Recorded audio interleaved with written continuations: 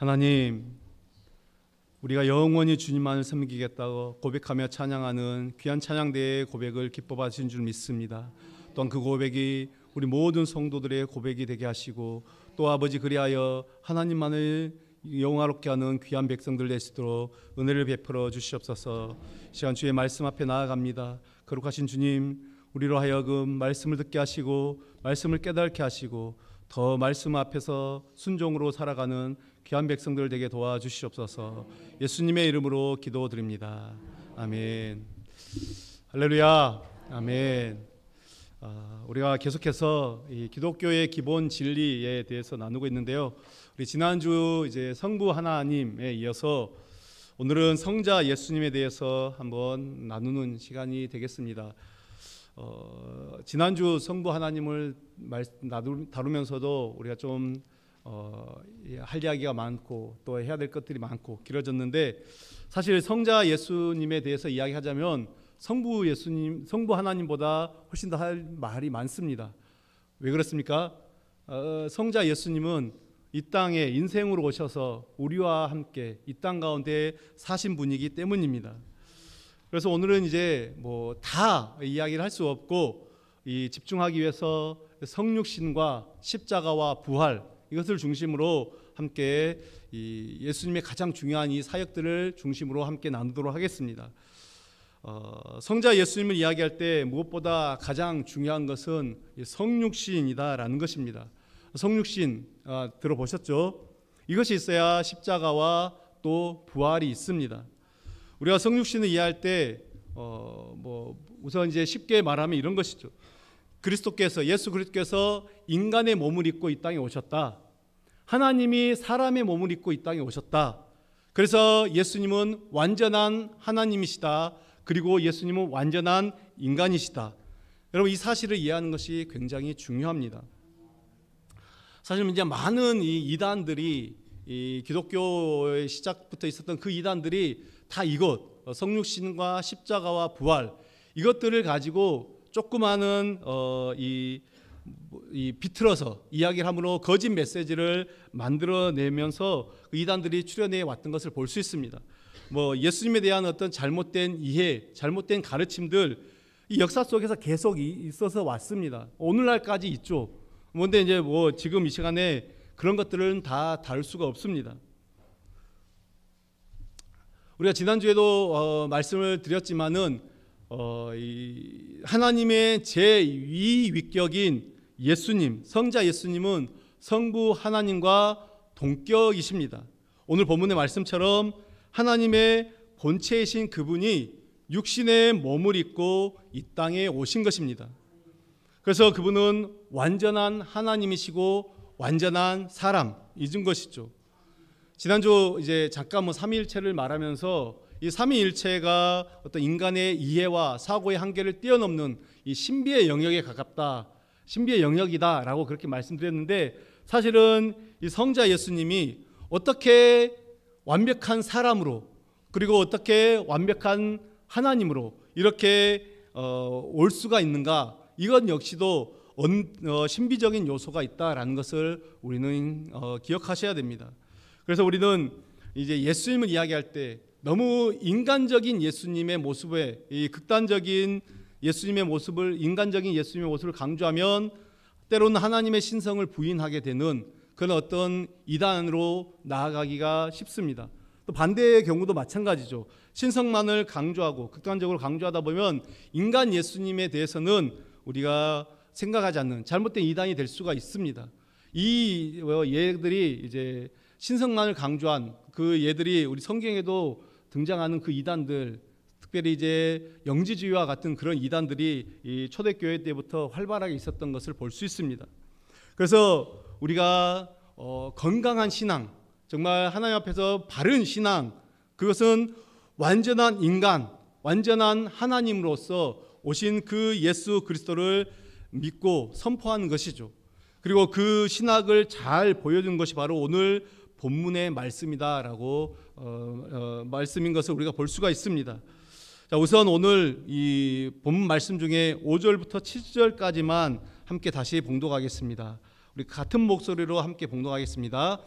너희 안에 이 마음을 품으라. 곧 그리스도 예수의 마음이니 그는 근본 하나님의 본체시나 하나님과 동등됨을 취할 것으로 여기지 아니하시고 오히려 자기를 비워 종의 형체를 가지사 사람들과 같이 되셨고. 아멘. 여러분 한번 성경을 보시면서 한번 보십시오. 6절에 보면은 이제 중요한 단어들이 등장하는데 6절에 보면 하나님의 본체라는 말이 나오죠. 그리고 7절에 보면은 종의 형체라는 말이 나옵니다. 6절에 본체, 7절에 형체. 근데 이제 이 본체, 형체 우리 한글로는 이제 약간 다른 것처럼 그렇게 설명을 해놨는데 이 헬라어 원어를 보면은 똑같은 단어를 사용하고 있습니다. 하나님의 본체할 때 이 본체와 종의 형체할 때 이 형체가 똑같은 단어입니다. 그래서 완전한 본체, 하나님의 본체이신 신성이죠. 완전한 하나님의 본체이신 그분이 완전한 사람의 형체, 인성입니다. 이것을 가지신 것이다. 그러니까 바뀐 것이 아니라 둘 다 가지신 것입니다. 하늘에서는 신성만 가지고 계시다가 이 땅에 오셨으니 신성은 없어지고 인성만 남아있는 그런 것이 아닙니다.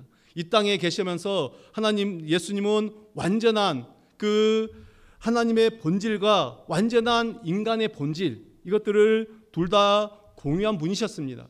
그래서 이 신비를 풀기 위해서 오늘 우리가 함께 다시 읽은 7절에 뭐라고 쓰여 있습니까? 자기를 비웠다. 오히려 자기를 비워라고 말하고 있죠. 자기를 비웠다라고 그렇게 말하고 있습니다. 여기서 비웠다라는 뜻은 잠시 내려놓았다. 어떤 들고 있던 것을 잠시 내려놓는 것처럼 내려놓았다라는 것입니다. 즉 하나님이 인간의 몸을 입고 인간의 이 육체를 입고 이 땅에 오셨을 때 예수님은 잠시 내려놓았는데 그 잠시 내려놓은 것이 하나님의 본질인 그 본질을 내려놓으신 것이 아니라 하나님의 외형, 그죠? 겉모습을 내려놓으셨다라는 것이죠. 여러분 우리가 구약에 보면은 이 외형의 모습, 하나님의 그 외형적인 모습, 우리가 구약의 모습을 보면 하나님의 모습을 보고 산 자가 없다라고 말하고 있습니다. 그래서 그 어미하신 그 하나님의 모습을 보고 나서 다 이사야 선지자 같은 경우도 내가 죽게 되었다. 그 영광을 비웠으니 내가 죽게 되었다. 하나님의 그 영광을 보고 나서 살 자가 없다. 성경은 그렇게 말하고 있습니다. 그 감히 표현할 수 없는 그 하나님의 영광스러운 그 모습을 내려놓았다. 그래서 그 모습을 잠시 내려놓고 이 땅에 사람의 몸으로 오셨다라는 것이죠. 여러분 우리가 이제 그 드라마 이 사극 같은 걸 간혹 보면은 예를 들어 이제 조선 시대에 그 보면 이제 왕이 어쩌다 그 궁궐 안에만 살다가 궁궐 밖을 나갈 때가 있습니다. 이제 왕의 행차를 통해서 날 때도 있지만 때로는 이제 몰래 그렇죠. 왕이 사복을 입고 순시를 나갈 때가 있습니다. 그럴 때는 이제 왕이 왕복을 벗고 그냥 평시 양반들처럼 똑같이 그렇게 복장을 하고 왕을 호위하는 호위무사들도 어떤 궁궐에서의 그 복장을 벗고 이 사복을 입고 왕을 호위하는 것을 보게 됩니다. 그래서 왕이 이제 저작거리에 가서 민심을 살피고 이런 것들을 우리가 볼 수가 있습니다. 그러면 왕이 왕복을 잠시 벗고 이 궁궐을 밖을 나갔다고 해서 그 왕이 아닌 것이 아니죠. 그럼에도 불구하고 여전히 왕은 왕입니다.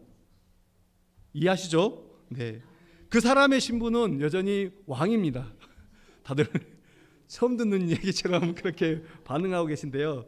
마찬가지로 예수님께서 하늘의 그 영광, 하나님의 그 영광을 버리고 이 땅에 내려오셨습니다. 그 영광의 보좌에서 영광의 옷을 벗어버리고 잠시 내려오셨지만은 그리고 이 땅에서 우리와 같이 이 땅에서 발을 딛고 사시지만 여전히 그분은 하나님이셨다라는 것이죠. 여전히 그분이 하나님이시기 때문에 여러분 예수님이 이 땅에 오셔서 하신 일이 무엇입니까? 물 위를 걸으셨습니다. 사람이 어떻게 물 위를 걷습니까? 물 위를 걸으셨죠. 여러분 죽은 자를 살리셨습니다. 또한 여러분 오병이어의 기적을 일으키셨습니다. 여러분 이것은 사람으로서 하신 것이 아니라 그 신적인 능력을 가지고 하나님이신 그분께서 하신 것입니다. 그러므로 성육신이라는 것은 완전한 하나님의 본질 위에 완전한 사람의 본질, 인간의 본질이 함께하는 것, 100% 사람, 100% 인간이라는 것을 우리가 이해하고 믿어야 하는 것입니다. 여러분, 이거 굉장히 중요합니다. 우리가 이것들을 잘 이해하셔야 됩니다. 그런데 여러분, 이 성축인 사건 얼마나 엄청난 사건입니까?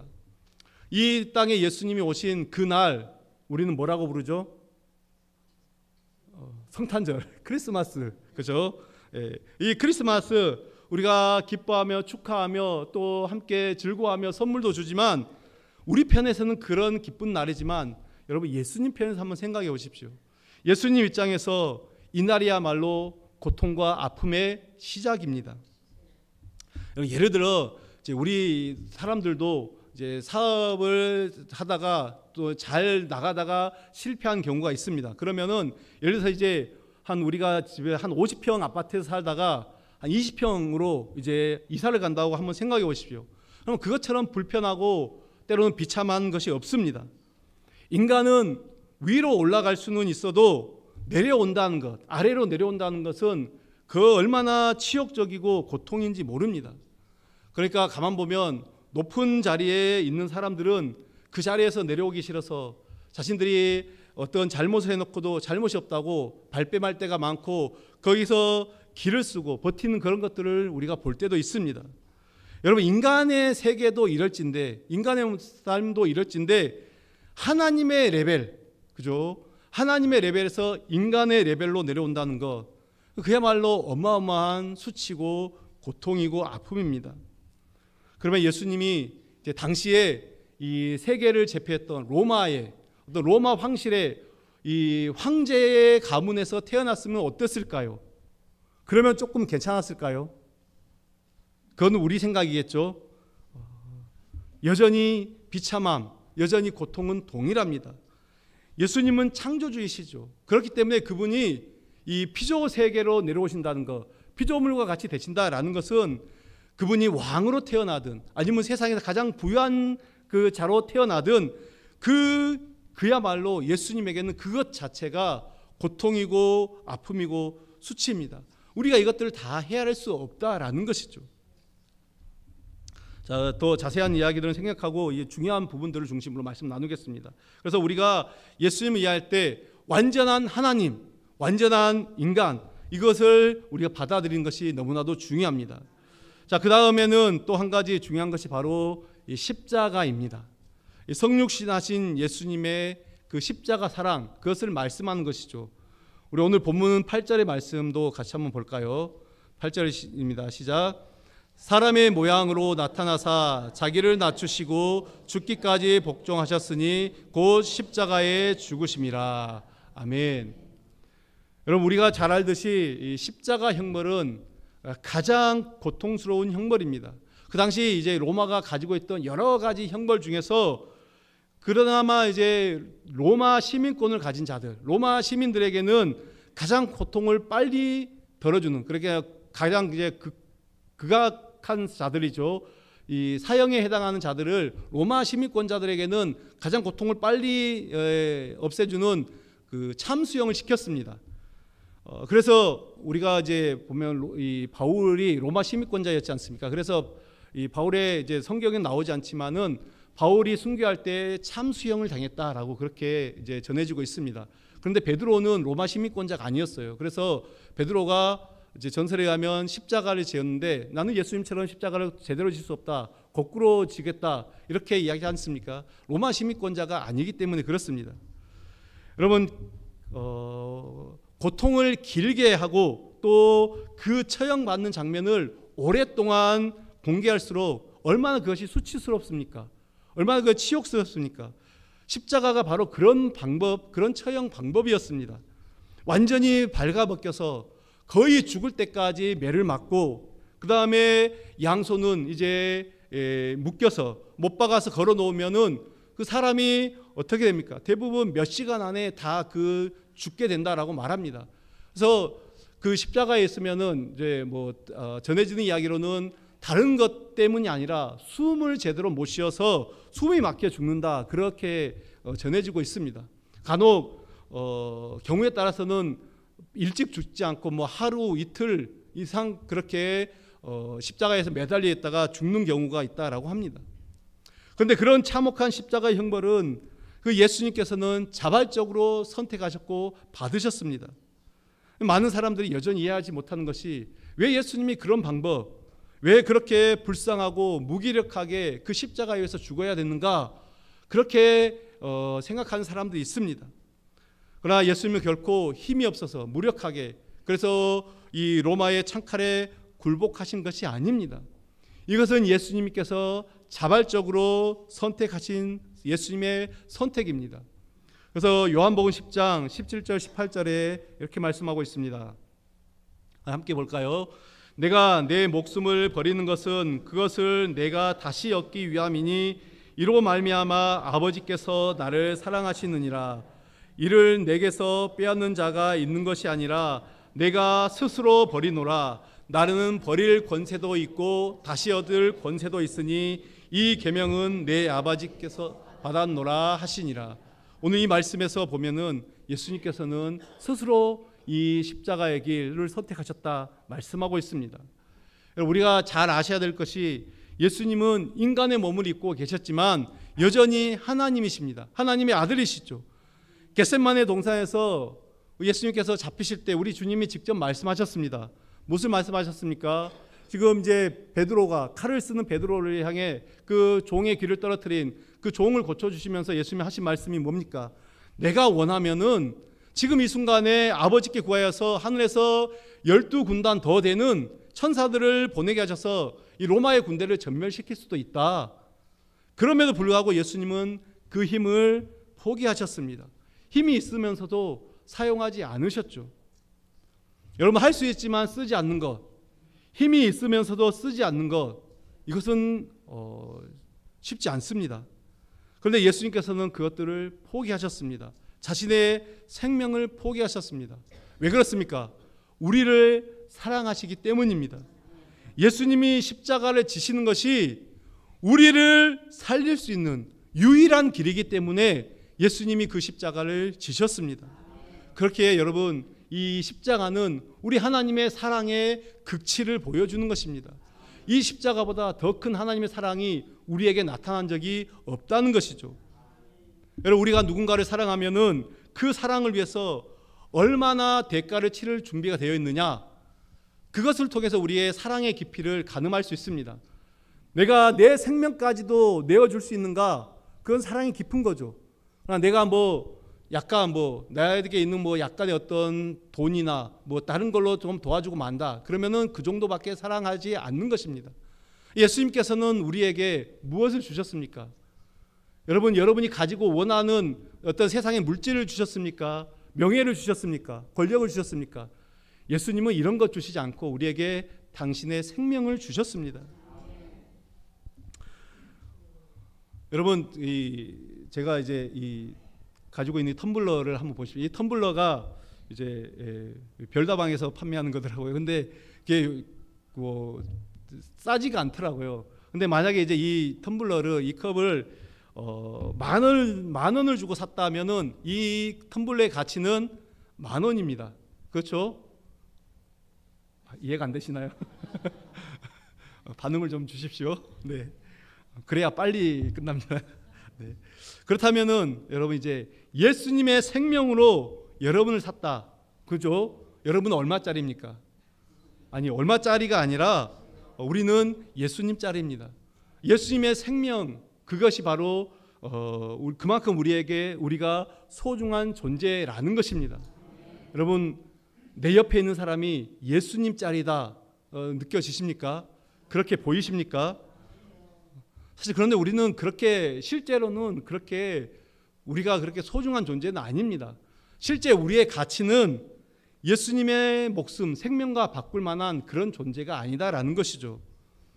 아마 이 땅에, 이 세상에 가고 오는 모든 생명, 살아있는 모든 생명을 다 합친다 하더라도 예수님의 생명과는 비교 자체가 불가입니다. 그죠? 그렇게 될 수밖에 없습니다. 여러분, 그 성경에 보면 이제 사무엘하 18장에 보면 이제 압살롬이 아버지 다윗을 반역을 합니다. 그리고 나서 이제 다윗이 쫓겨나죠. 다시 쫓겨난 곳에서 다시 이제 전열을 가다듬고 이제 그 반역의 무리를 진압하려고 합니다. 그러면서 이제 요압과 또 몇 장수들을 세워서 그들에게 군사를 맡기고 다윗이 자기가 함께 가겠다라고, 전쟁에 친히 가겠다라고 이야기할 때 이 백성들이 다윗을 말립니다. 그러면서 무엇을 말합니까?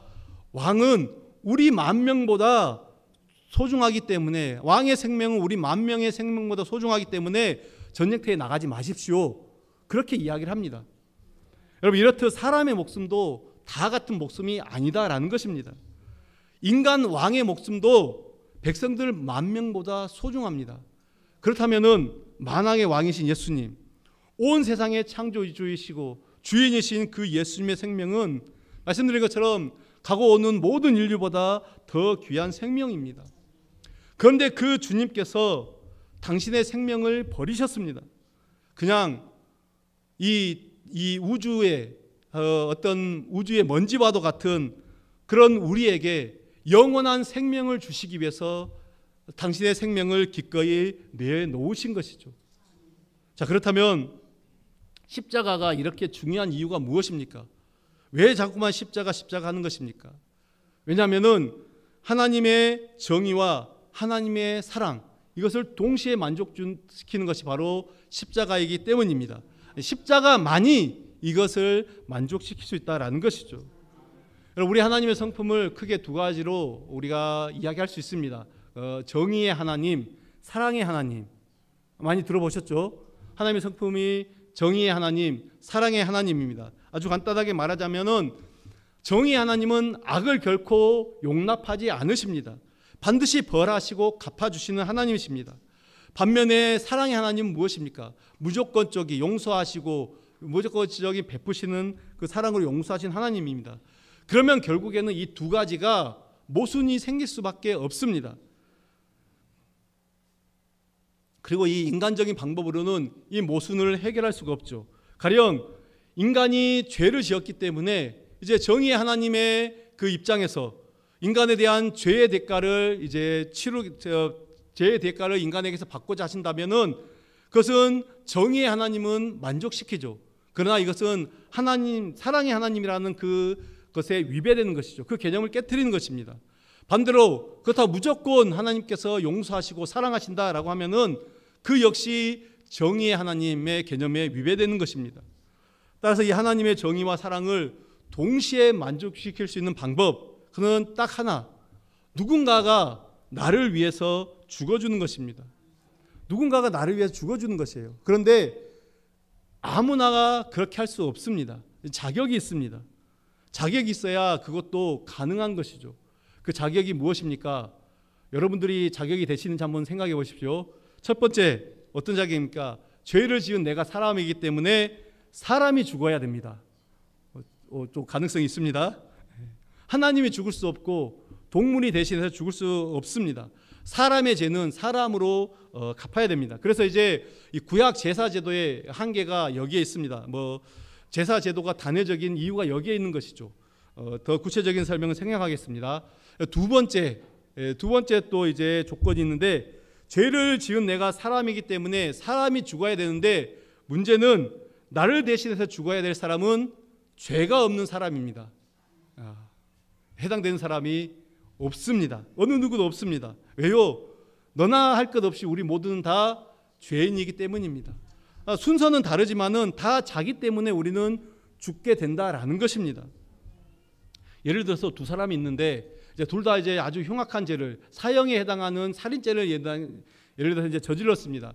두 사람이 이제 다 이제 사형 집행을 이제 당해야 되는데 이제 가는 순서, 사형 집행하는 날짜가 다르다라고 한번 생각해 보시죠. 그런데 먼저 죽는 사람이 제가 어차피 죽어야 되니까 제가 죽으면서 저 사람 죄까지 제가 가지고 제가 다 짊어지고 죽겠습니다. 그러니까 저 사람은 용서해 주시고 나는 그냥 죽이십시오. 이렇게 할 수 있느냐?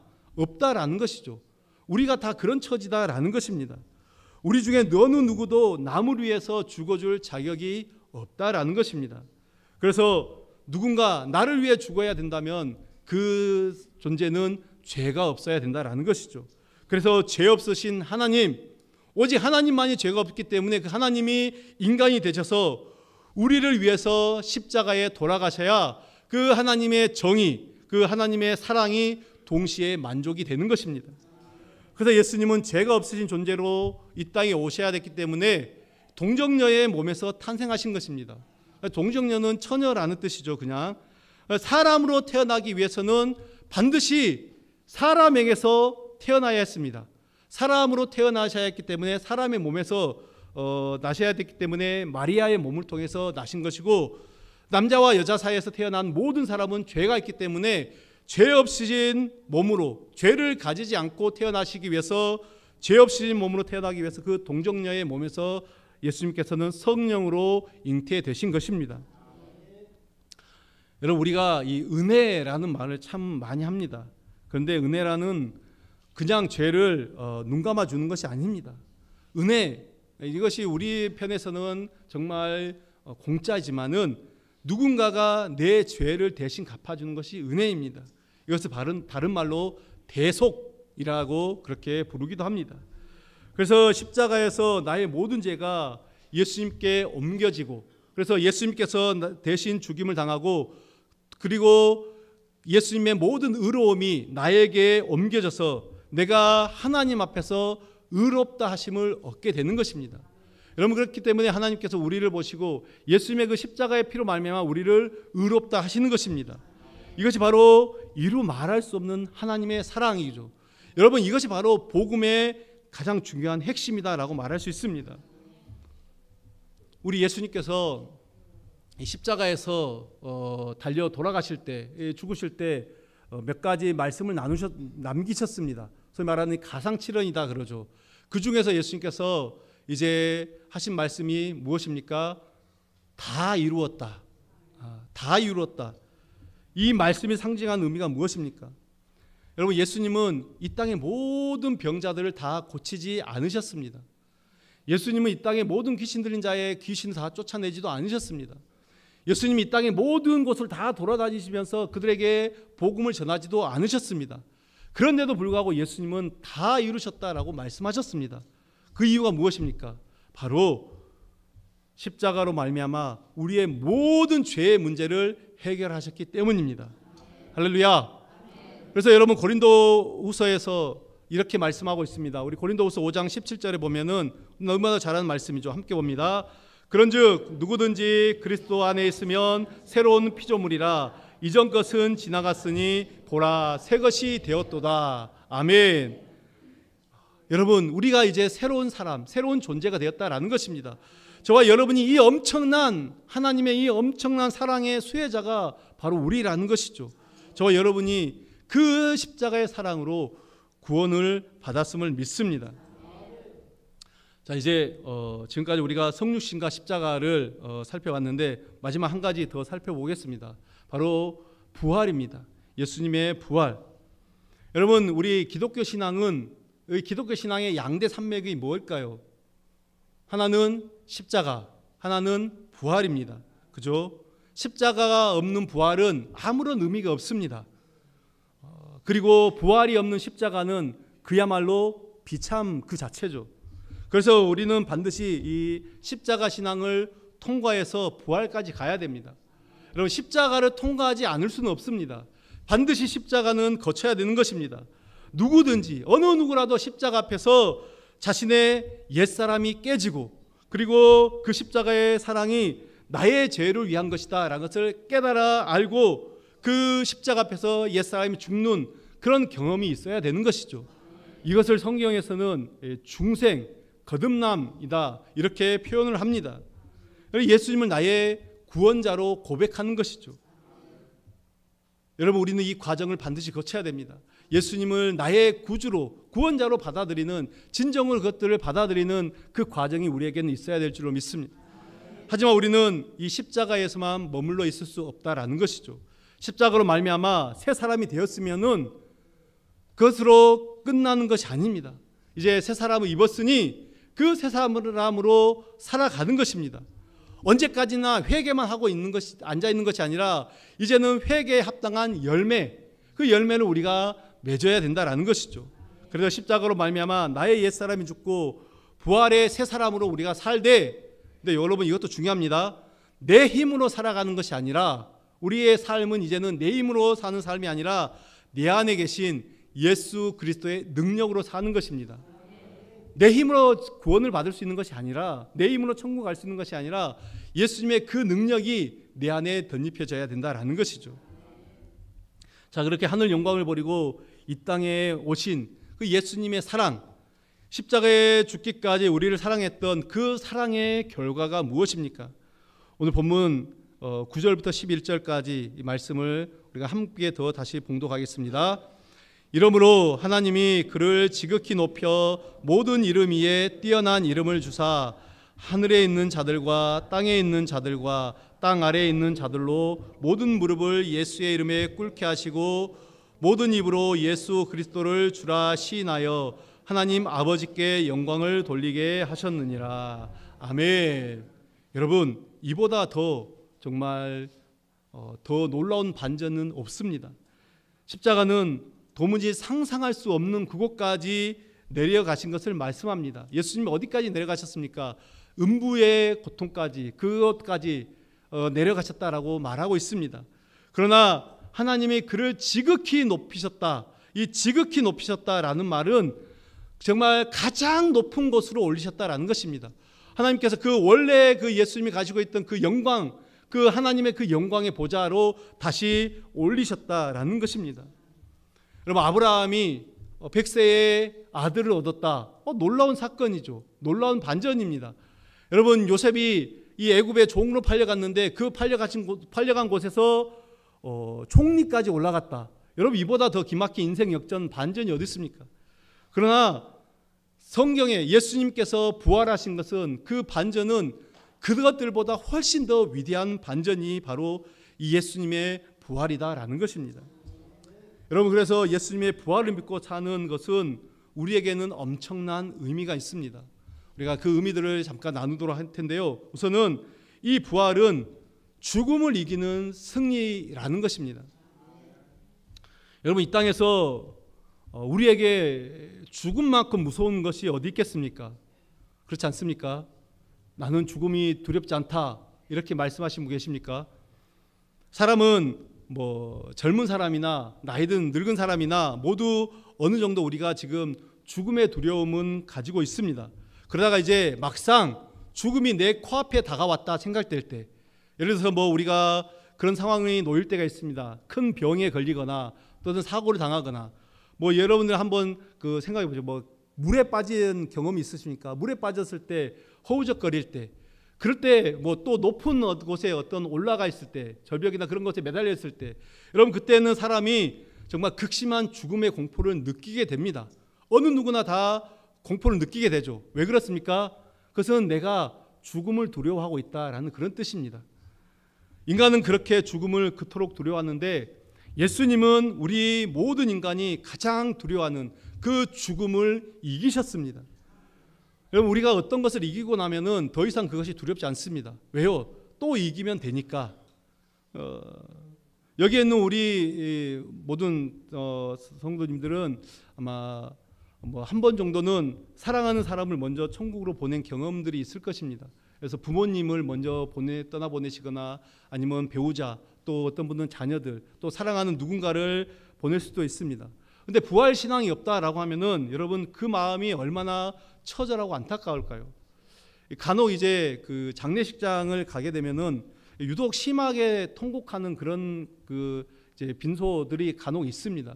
근데 가만 보면 그들을 보면은 대부분 그렇게 심하게 통곡하고 울고 하는 것을 보면은 예수님은 모르는 사람들, 신앙이 없는 사람들이 그런 것을 보게 됩니다. 그러나 우리 그리스도인들에게는 장래조차도 하나의 축제가 될 수 있는 게 무엇입니까? 바로 우리에게는 부활이 있기 때문입니다. 그 주님을 믿는 우리도 부활해서 언젠가는 그 천국에서, 그 영원한 천국에서 다시 만날 것을 우리가 믿기 때문에 그렇습니다. 그러므로 여러분, 죽음이 두려운 사람이 있다. 여러분 중에 누가 죽음이 두렵습니까? 예수님을 꼭 붙드십시오. 예수님만을 간절히 붙잡고 있으면 예수님께서 그 죽음의 권세를 이기셨기 때문에 우리도 그 죽음의 어떤 두려움을 이길 수 있다라는 것입니다. 부활의 주님 안에서 죽음 너머에 있는 그 천국을 바라보며 살아가는 우리 모든 성도님들 되시기를 간절히 축원합니다. 역시 오늘도 시간이 부족한 것 같습니다. 부활을 믿고 사는 것이 우리에게 엄청난 의미가 되는 것이 무엇입니까? 한 가지만 더 살펴보도록 하겠습니다. 그것은 거룩한 두려움과 기쁨의 충만한 삶을 살게 되기 때문에 그렇습니다.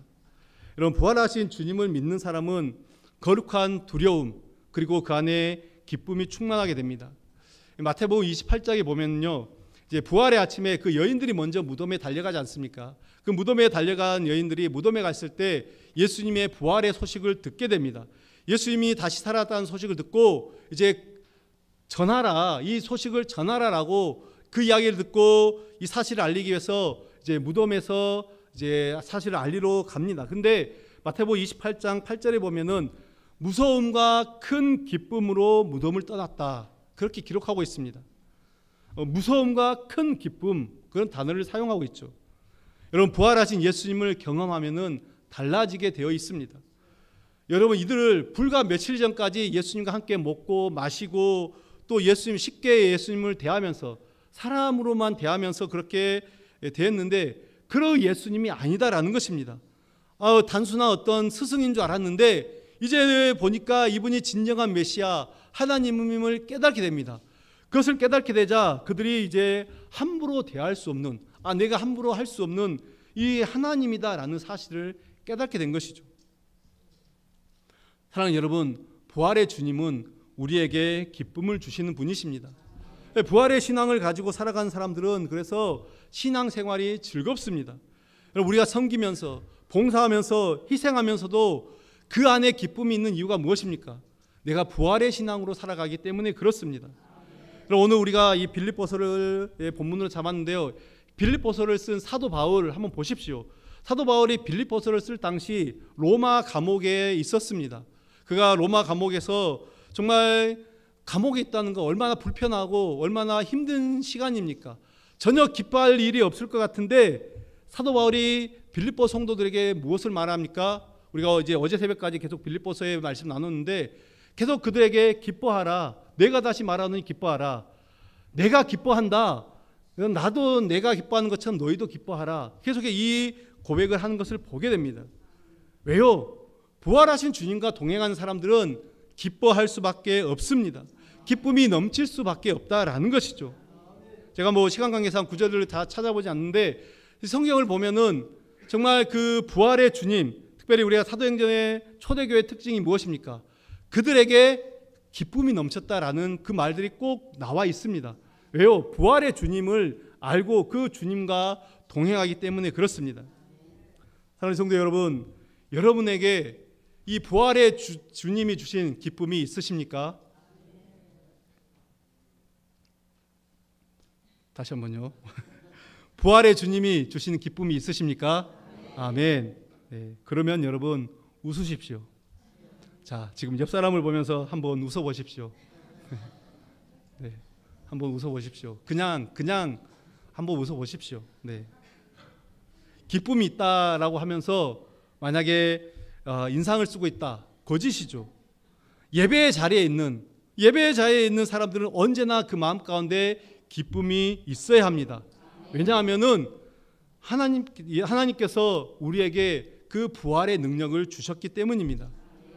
사랑하는 여러분, 예수님은 이 땅에 성육신하신 하나님이십니다. 하나님과 본체이신 그분께서 인간의 형체를 입고 이 땅에 오셨습니다. 그리고 십자가를 지심으로 하나님 당신만이 주실 수 있는 구원의 은총을 우리에게 베풀어 주셨습니다. 뿐만 아니라 이제 죽음을 이기시고 부활하신 그 주님께서 우리에게 죽음의 공포를 물리치시고 영원한 기쁨을 주신 줄 믿습니다. 사랑하는 여러분, 하나님이 예수님의 그 능력이 우리 안에 있기 때문에 우리는 이제는 세상을 이기고 승리하는 줄 믿습니다. 완전한 인간, 완전한 하나님 대신 그 예수님의 겸손과 십자가의 그 사랑과 또 부활의 그 능력, 이 모든 것들을 나의 것으로 온전히 믿고 또 선포하고 또 그렇게 살아가는 우리 주님의 자녀들 되시기를 간절히 축원합니다. 기도하겠습니다.